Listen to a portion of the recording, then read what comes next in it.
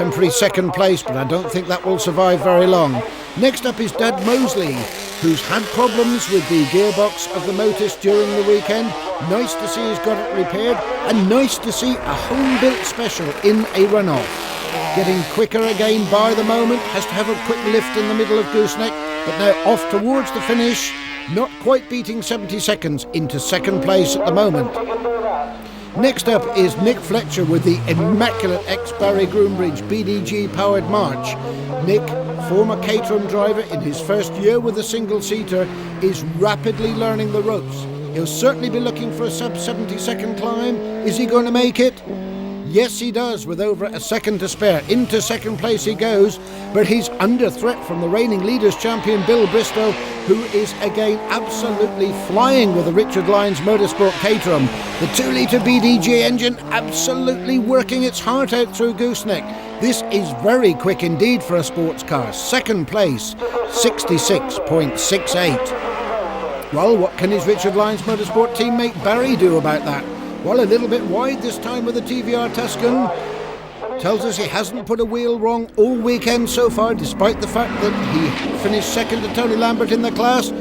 But he's trying hard now, too hard in fact, all over the road, but catches it and still records 67.58 into third place, but has left the door open now for his perennial sparring partner, Tony Lambert, the winner of the earlier class runs, to again put the Ferrari ahead of the TVR. As always with Tony Lambert, it's neat and it's tidy, but is it quick enough? It doesn't quite look it. No, it's not. 68.63. Next man up is John Corbin.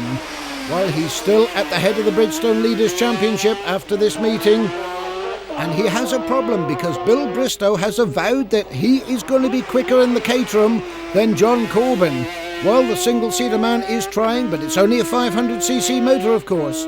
Good effort, 67.02, but that is only third place behind Margaret Blankstone and Bill Bristow at the moment. Well, having just beaten the wife in the class runs, Peter Blankstone will be determined to do the same again in this fun runoff.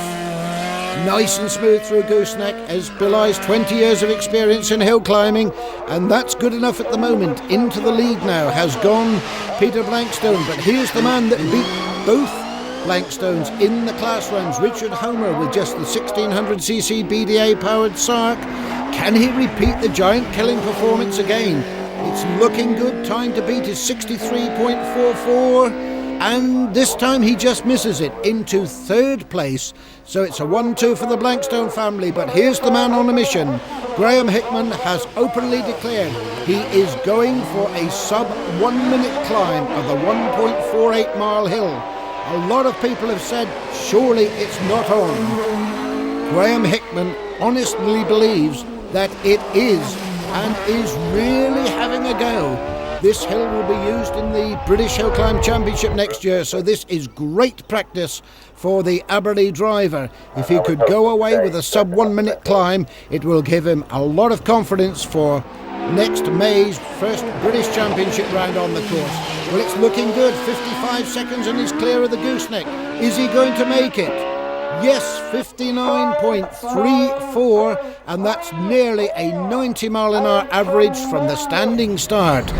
So first sub 1 minute climb, and the win to Graham Hickman from Peter and Margaret Blankstone, Richard Homer, Bill Bristow and John Corbin.